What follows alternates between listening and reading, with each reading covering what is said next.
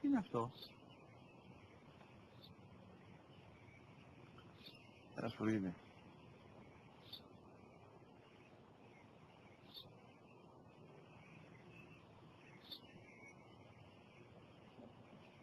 Τι είναι αυτό?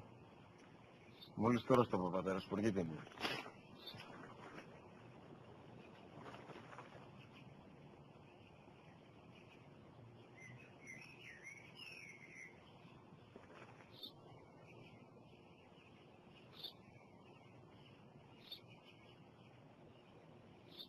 Τι είναι αυτό?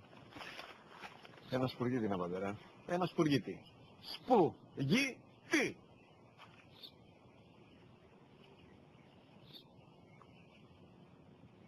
Τι είναι αυτό? Γιατί το κάνεις αυτό το πράγμα, μπορείς να μου πεις τόσες φορές σου είπα, είναι ένα σπουργίτι. Δεν το καταλαβαίνεις.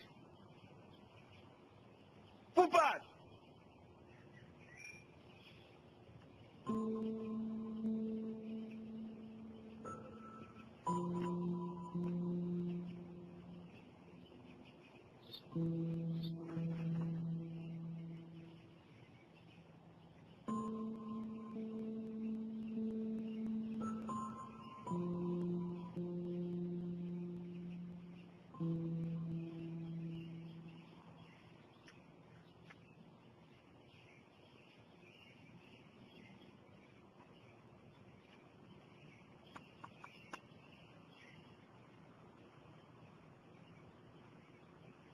Δυνατά.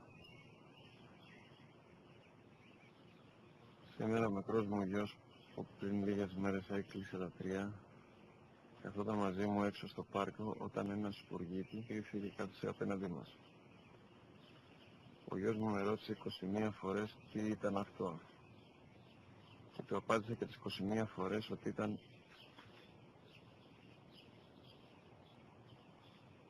ένα σπουργίτι. Τον αγκάλιασα τρυφερά και τις 21 φορές που μου έκανε την ίδια ερώτηση, ξανά και ξανά, χωρίς να εκνευριστώ, νιώθοντας στοργία για το αθώο μου αγοράκι.